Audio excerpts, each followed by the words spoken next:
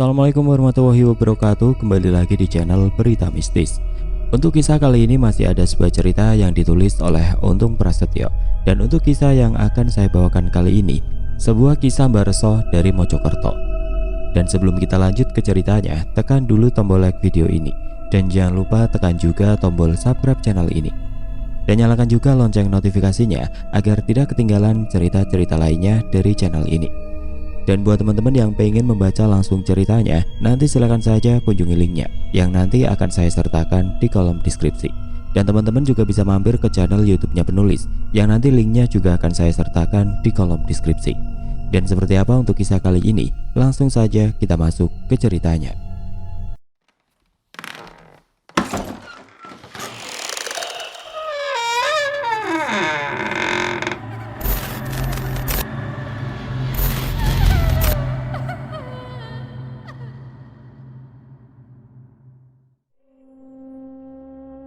Kisah ini benar-benar dialami oleh kakekku semasa mudanya. Kisah ini juga beliau ceritakan langsung kepada bapak dan keluarga lainnya. Selain dari bapak dan keluargaku yang lain, aku pun mengetahui sejarah kakekku itu dari para tetangga yang seusia dengan bapak dan juga warga desa lainnya yang pernah ditolong oleh kakekku dengan kemampuan supranatural yang beliau miliki dulu. Kisah berawal dari masa muda Mbah Reso yang hidup sangat sederhana sekali. Walaupun beliau hidup dalam kemiskinan, Mbah Reso tidak pernah mengeluh dan tidak pernah berpikiran aneh-aneh untuk mendapatkan kekayaan secara instan, seperti yang pernah dilakukan oleh kakak kandung dari Mbah Reso yang bernama Mbah Diman. Menurut Mbah Reso, Mbah Diman diketahui melakukan pesugihan setelah dalam waktu kurang dari setengah tahun, Mbah Diman menjadi kaya raya. Awalnya Mbah Diman tidak mau memberi asal muasal harta yang dimilikinya itu kepada Mbah Reso. Tapi karena Mbah Reso memiliki kemampuan mata batin yang tajam, Mbah Reso pun dapat mengetahui apa yang telah dilakukan Mbah Diman. Pada suatu hari Mbah Diman yang sudah memiliki kekayaan besar itu meminta Mbah Reso untuk mengikuti saja apa yang pernah dilakukannya. Menurut Mbah Diman, apa yang dilakukannya itu tidak membutuhkan tumbal nyawa seseorang, tapi perjanjian gaib itu akan menimpa diri mereka sendiri sebagai konsekuensi atas apa yang sudah mereka dapatkan. "Awakmu itu pasti kuat melakukan tapapati geni selama 40 hari, Sok," ujar Mbah Diman kepada Mbah Reso. "Terima kasih, Kang. Aku memilih hidup biasa saja. Aku tidak berani mempertanggungjawabkannya nanti." "Loh, namanya juga kehidupan. Semua itu memang harus dipertanggungjawabkan, Sok," ujar Mbah Diman lagi. "Mau kamu sebaik malaikat pun, kamu masih harus mempertanggungjawabkan semua di depan Tuhan." Ibu Mbah Diman yang malah menasihati adiknya tentang pertanggungjawaban kehidupan yang telah dijalaninya. "Setidaknya aku hanya mempertanggungjawabkan kesalahan-kesalahan kecil, Mas," jawab Mbah Reso yang malah tertawa mendengar nasihat kakaknya tersebut. "Loh, kemiskinanmu juga akan dipertanggungjawabkan, Sok. Memangnya kamu pikir Tuhan tidak akan menanyakan apa kamu bisa miskin seumur hidup, padahal kesempatan untuk meninggalkan kemiskinan terbuka lebar?" ujar Mbah Diman sambil menyeruput teh manis yang masih mengepulkan asap itu. "Walah, kok sampean kadang-kadang bisa pas juga ya, Mas?" balas Mbah Reso sambil tertawa lagi. "Kalau begitu, supaya aku dan keluargaku tidak miskin lagi, tolong sampean beri aku modal, Mas. Jadi nanti aku akan bilang ke para petugas di akhirat jika Mas Diman sudah pernah memberikan kebaikan berupa modal kepada adiknya, sehingga mereka tidak jadi memasukkan sampean ke neraka, Mas."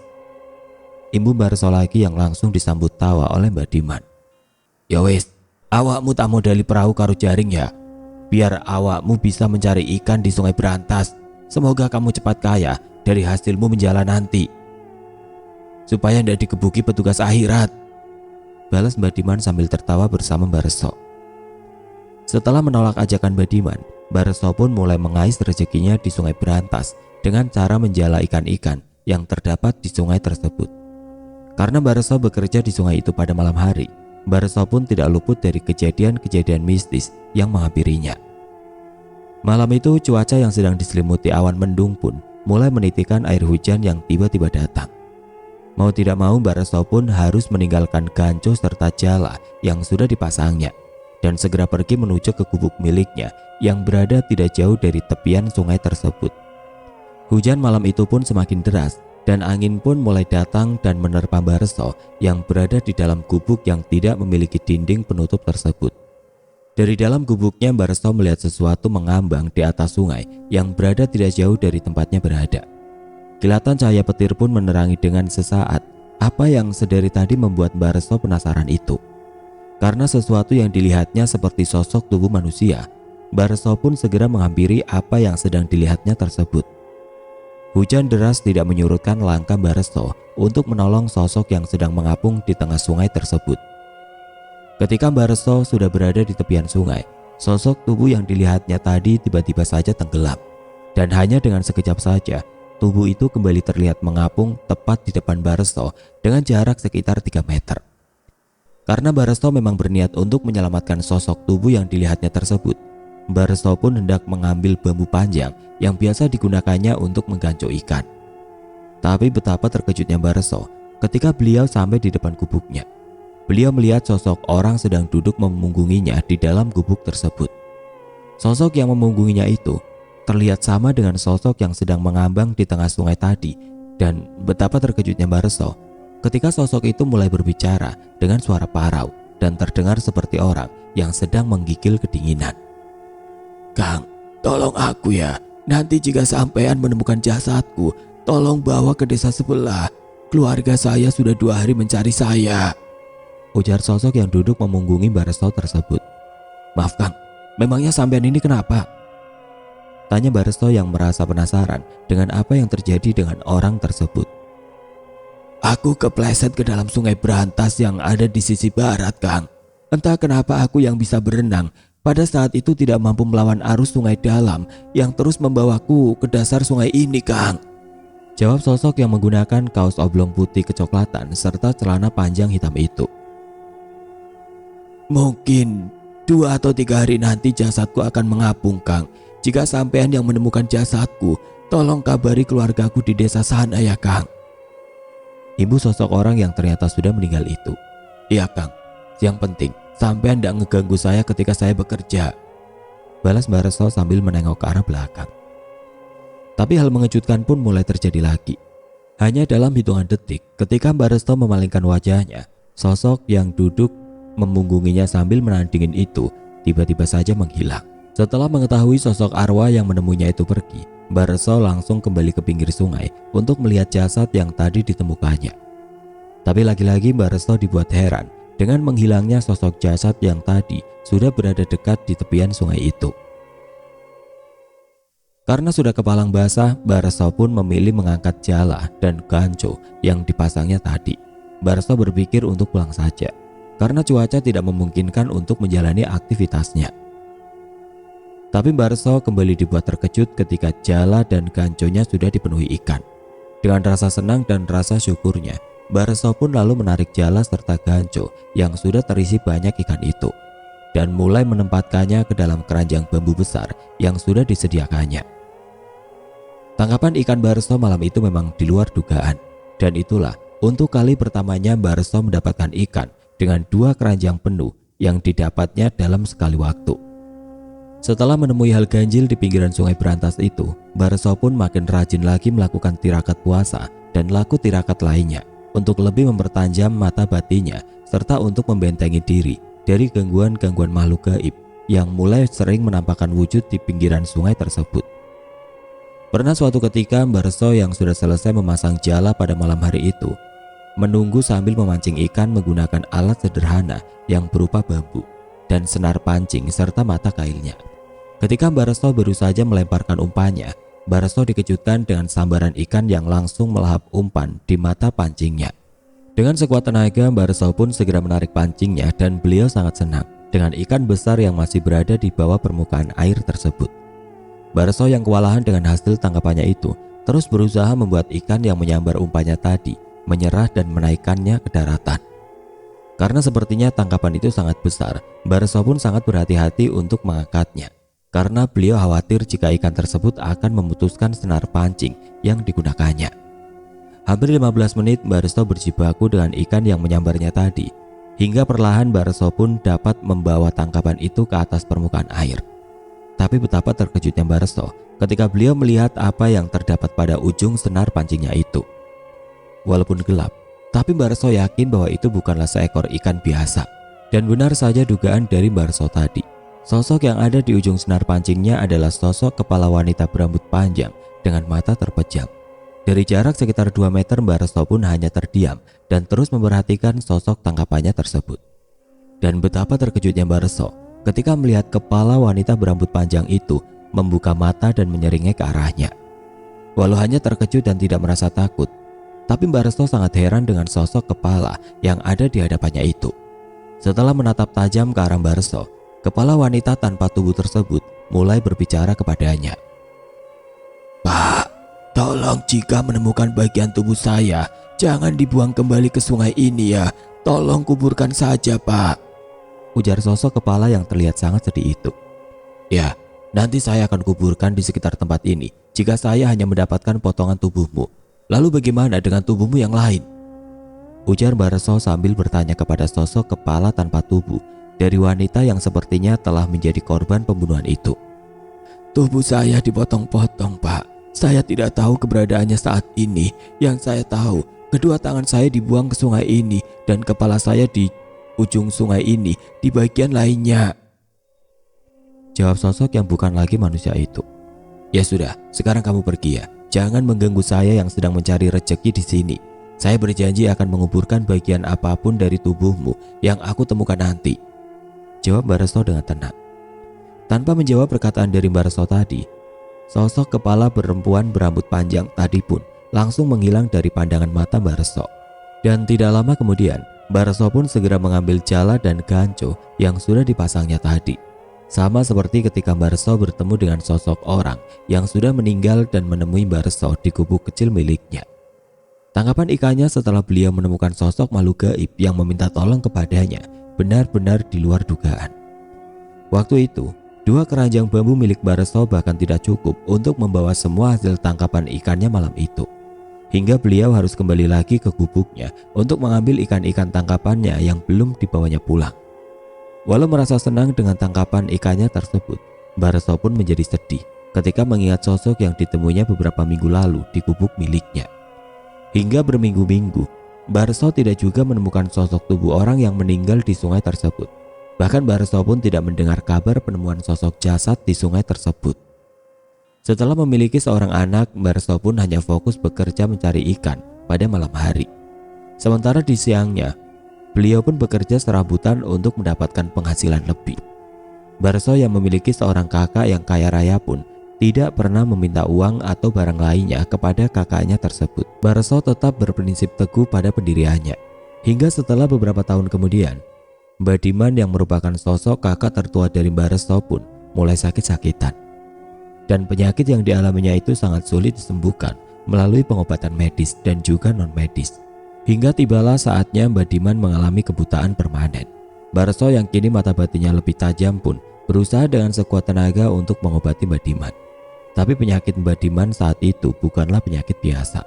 Karena menurut penglihatan mata batin Mbak Resto, Mbak Diman mulai dijemput oleh sosok makhluk gaib yang telah mengikat perjanjian dengannya. Sebelum Mbak Diman meninggal, beliau berpesan kepada Mbak Resto untuk mengambil kepingan emas yang telah dikuburnya di pekarangan belakang rumahnya. Karena setelah mengalami kebutaan itu, kondisi tubuh Mbak Diman pun semakin menurun dan Mbak Diman pun mulai kehilangan pendengarannya. Selain buta dan tuli, kondisi Mbak Diman pun semakin menurun. Dan hanya dalam waktu kurang dari 1 bulan setelah Mbak Diman kehilangan indera pendengarannya, perlahan Mbak Diman menjadi bisu dan tidak dapat berbicara sepatah kata pun. Hal itu pun sangat membuat keluarga Mbak Diman sangat sulit dalam mengurus sosok Mbak Diman yang waktu itu hidup dengan tubuh sangat kurus. Menurut Mbak Resto, tubuh Mbak Diman sedang digerogoti oleh makhluk-makhluk gaib yang telah memberinya kekayaan. Walau sebenarnya ingin membantu, tapi itu semua di luar kemampuan Mbak Resto. Terkadang Mbak Resto merasa sedih ketika melihat sosok kakaknya itu kini seperti mayat hidup. Tapi Mbak Resto sendiri tidak mampu berbuat banyak untuk dapat membantu Mbak Diman saat itu.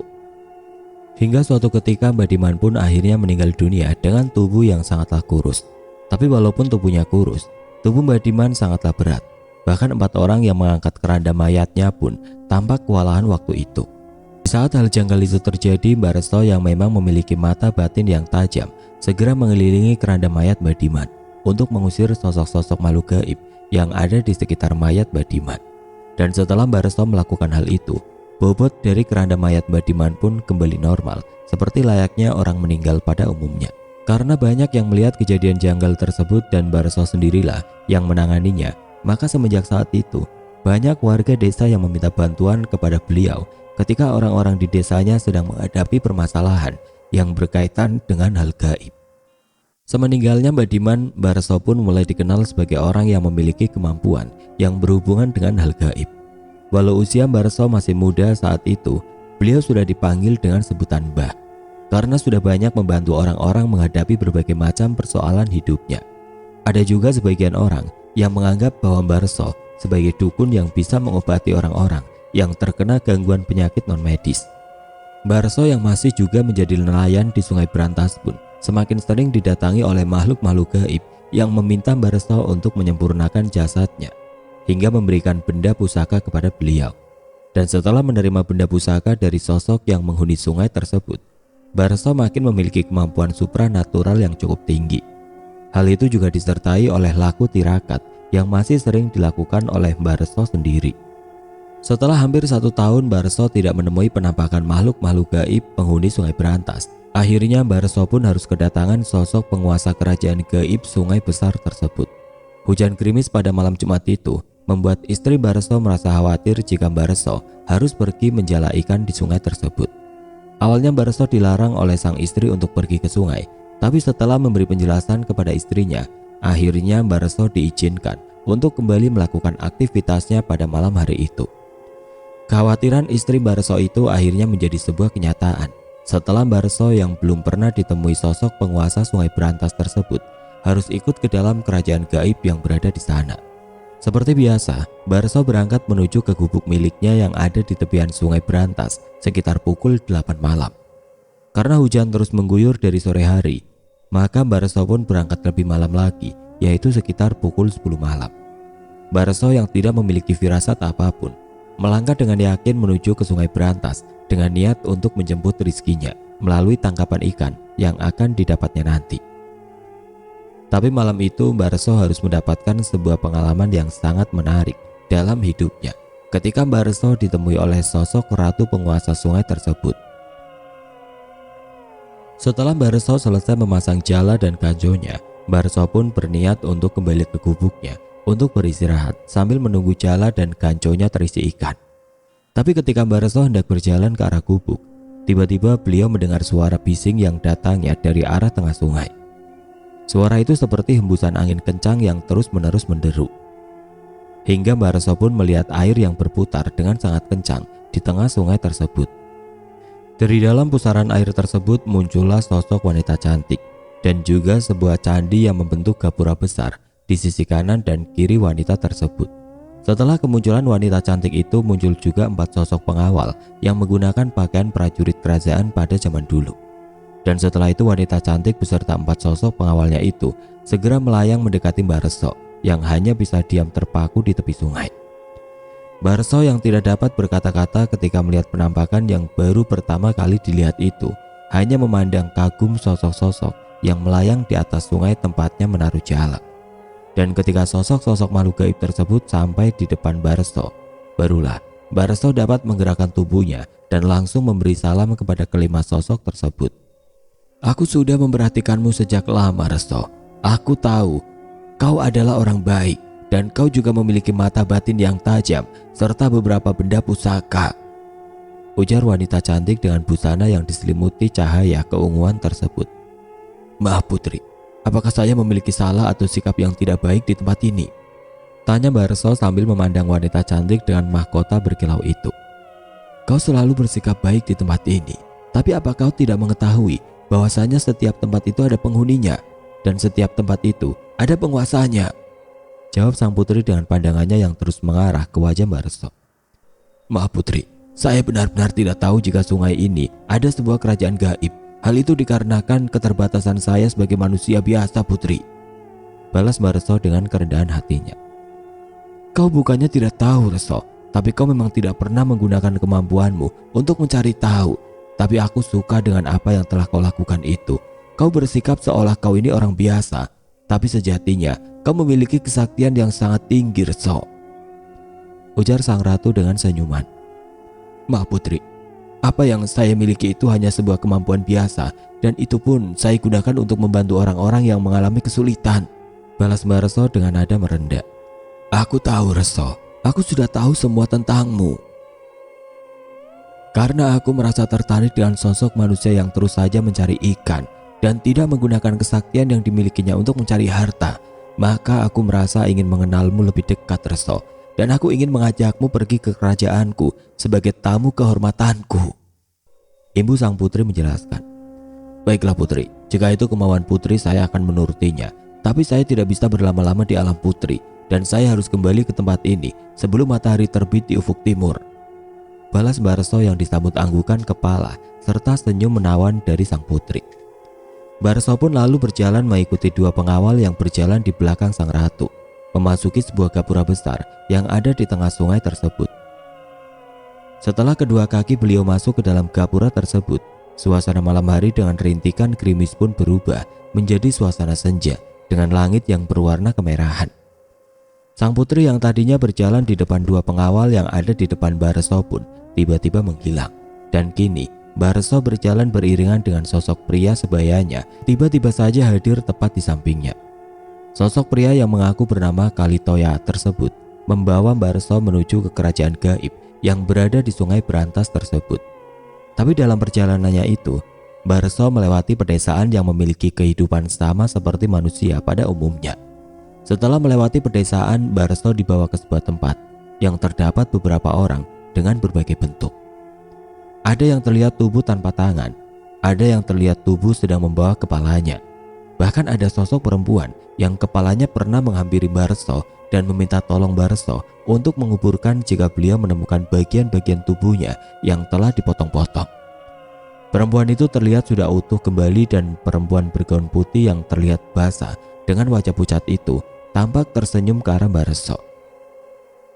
Setelah itu Mbak Reso dibawa lagi menuju tanah lapang yang dari tempatnya berdiri tampak terlihat bangunan besar nan megah. Tanpa ragu Kalitoyo pun memberitahu kepada Mbak Reso jika itu adalah istana kerajaan sang ratu. Menurut Kalitoyo, ratu penguasa yang memiliki kerajaan gaib di kawasan sungai berantas itu merupakan bagian dari kerajaan laut selatan yang menguasai seluruh kawasan laut bagian selatan Pulau Jawa ini. Karena Mbak Reso sudah meminta untuk tidak berlama-lama di alam gaib itu, maka Kalitoyo pun segera mengajak Mbak Reso untuk kembali ke tempatnya memasuki alam gaib yang ada di sungai berantas tersebut. Setelah Mbak Reso dan Kalitoyo sampai di depan gapura yang menjadi tempat Mbak Reso masuk tadi, ternyata sang ratu telah menunggu di sana. Sang ratu pun mempersilahkan Mbak Reso kembali ke alamnya karena hari akan segera pagi. Sang ratu lalu meminta kepada Mbak Reso untuk melakukan sedekah bumi setiap 1 tahun sekali untuk menghormati para penghuni gaib yang ada di sekitaran sungai tersebut. Selain itu, sang ratu juga meminta Mbak Reso untuk lebih sering menggunakan mata batinnya di hari-hari tertentu, karena pada hari itu gerbang gaib menuju ke wilayah kekuasaan sang ratu akan tertutup. Banyak siluman yang berlalu lalang mencari mangsa di sungai ini. Kau harus lebih waspada lagi, Reso. Jangan lengah dan lebih pertajam mata batinmu, ujar sang ratu menasihati Mbak Reso. Jika kau secara tidak langsung berbenturan dengan siluman-siluman tersebut, gunakanlah benda ini untuk memanggil para kaulaku yang setiap saat akan datang membantumu. Ibu sang ratu sambil memberikan benda pusaka yang berbentuk batu hitam bermata merah. Baik putri, terima kasih untuk nasihatnya dan juga untuk benda pusaka ini, balas Mbak Reso sambil menundukkan kepalanya. Pergilah Reso, Kalitoyo akan mengantarmu keluar dari alam ini, ujar sang ratu yang perlahan menghilang dan tidak lagi terlihat oleh Mbak Reso. Keesokan harinya Mbak Reso meminta istrinya untuk menyiapkan nasi tumpeng dan jajanan pasar untuk dihanyutkan di sungai besar tersebut sebagai bentuk sedekah sungai atau sedekah bumi. Hal itu juga diyakini oleh Mbak Reso yang memiliki paham kejawen waktu itu. Menurut Mbak Reso, itu adalah bentuk terima kasihnya kepada alam sekitar yang sudah memberikannya banyak hasil alam sekitar sungai tersebut. Setelah beberapa bulan berlalu, Mbak Reso pun secara tidak sengaja melihat sosok buaya yang memiliki tubuh sangat besar. Seperti apa yang telah dikatakan ratu penguasa gaib sungai tersebut, siluman itu merupakan makhluk pencari tumbal yang setiap tahunnya berkeliaran di sungai besar tersebut. Ketika itu Mbak Resto sedang berjalan menyusuri sungai Berantas untuk mencari ikan dengan cara memancingnya. Jarak dari gubuk tempat Mbak Resto biasanya memasang jala dengan tempatnya melihat sosok buaya besar itu terbilang jauh waktu itu. Siang menjelang sore itu Mbak Resto melihat beberapa anak kecil sedang bermain di tepian sungai. Hingga akhirnya mereka pun mulai berenang satu persatu ke dalam aliran sungai tersebut. Mbak Resto yang mulai mencurigai sesuatu pun menasihati anak-anak yang berada sekitar 10 meter dari tempat beliau berada. Tapi anak-anak itu tidak menghiraukan apa yang telah Mbak Resto katakan. Kecurigaan Mbak Resto pun menjadi sebuah kenyataan ketika mata batin Mbak Resto tiba-tiba saja terbuka dengan sendirinya. Jika biasanya Mbak Resto harus membacakan sebuah ajian untuk dapat membuka mata batinnya, tapi di hari itu mata batin Mbak Resto seolah memberitahunya jika ada bahaya yang sedang mengincar orang-orang di sekitarnya. Sosok buaya bertubuh sangat besar yang dilihat oleh Mbak Resto perlahan mulai mendekati anak-anak yang masih berada di dalam air sungai tersebut. Karena panik, Mbak Resto pun berteriak untuk memperingati anak-anak tersebut. Tapi sesuatu yang mengejutkan Mbak Resto pun dengan sangat cepat terjadi pada diri Mbak Resto. Beliau yang sebelumnya tidak mampu melakukan raga sukma, tiba-tiba saja berdiri dan berlari secepat kilat ke arah anak-anak yang sedang diincar oleh siluman buaya tersebut. Pada saat itu Mbak Resto tidak memperdulikan apa yang terjadi pada dirinya. Yang dipikirkannya saat itu adalah keselamatan dari anak-anak tidak berdosa itu yang akan menjadi mangsa dari buaya gaib yang sedang kelaparan itu. Mengetahui ada sosok yang datang untuk menyerangnya, sosok buaya yang dilihat oleh mata batin Mbak Resto tadi tiba-tiba berubah menjadi manusia dengan sisik tebal yang menutupi seluruh tubuhnya. Mbak Resto yang kini sedang berhadapan dengan sosok siluman buaya itu sempat merasa ragu untuk dapat mengalahkannya. Tapi beliau teringat akan sebuah benda pemberian ratu penguasa kerajaan gaib yang pernah mengundang Mbak Resto masuk ke dalam alam tempatnya berada. Dan dengan segera Mbak Resto pun mulai membayangkan benda yang berada di tubuh aslinya itu. Dan ketika tangan Mbak Resto terasa memegang sebuah batu, beliau pun langsung memanggil bala bantuan dari kerajaan gaib yang ada di wilayah sungai tersebut. Setelah Mbak Resto selesai mengucapkan mantra pemanggil dalam hatinya, tiba-tiba sosok Kalitoyo datang bersama 4 sosok prajurit yang bersenjatakan lengkap. Melihat kedatangan sosok-sosok punggawa dari kerajaan yang merupakan musuh dari bangsa siluman, sosok manusia dengan sisik tebal itu langsung menghilang dengan sangat cepat. Tapi menghilangnya sosok itu bukan akhir dari pertemuan Mbak Resto dengan makhluk-makhluk gaib pada hari itu. Tidak lama kemudian sosok siluman buaya yang telah berwujud manusia bersisik tebal tadi kembali lagi membawa pasukannya. Pertempuran gaib pun tidak lagi dapat terelakkan hari itu juga. Mbak Resto yang sedang meraga sukma bersama Kalitoyo dan keempat prajurit dari kerajaan sang ratu pun bertempur dengan sangat sengit. Langit yang tadinya cerah pun dengan seketika menghitam disertai angin yang berembus kencang. Anak-anak yang sedang berada di dalam air sungai itu pun segera keluar dari dalam aliran sungai dan berlari untuk pulang karena suasana berubah menjadi sangat menakutkan saat itu. Hembusan angin pun bertambah kencang ketika para pasukan siluman buaya yang jumlahnya lebih banyak dari pasukan kerajaan gaib itu mulai menyerang mereka dengan membabi buta. Tidak ingin Mbak Resto menjadi korban keganasan para siluman buaya itu, Kalitoyo langsung meminta Mbak Resto untuk kembali ke tubuhnya dan segera pergi menyelamatkan diri jauh dari sungai tersebut.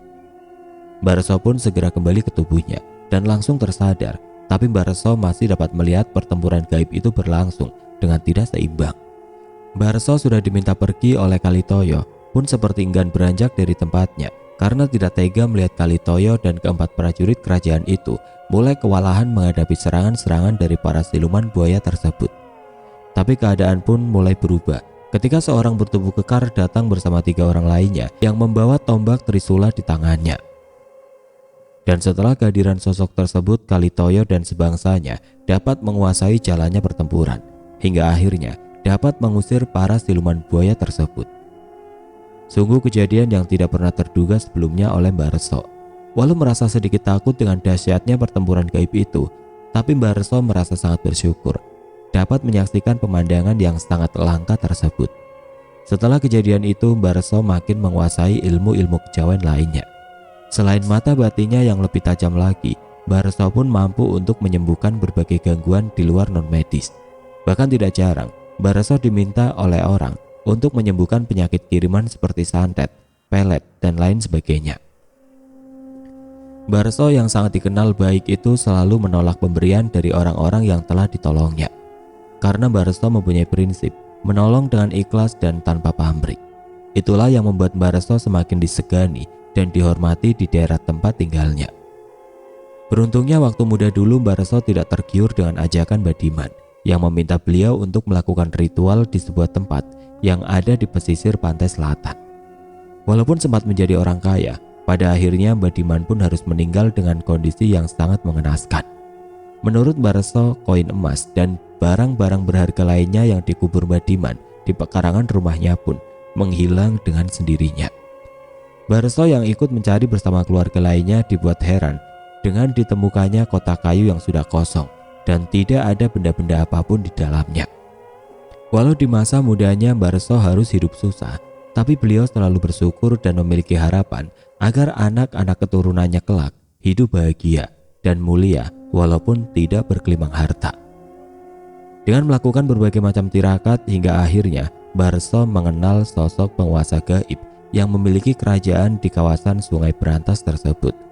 Dan juga Barso memiliki kemampuan supranatural yang mumpuni dan dapat mengobati orang-orang yang terkena gangguan dari makhluk-makhluk yang tidak kasat mata.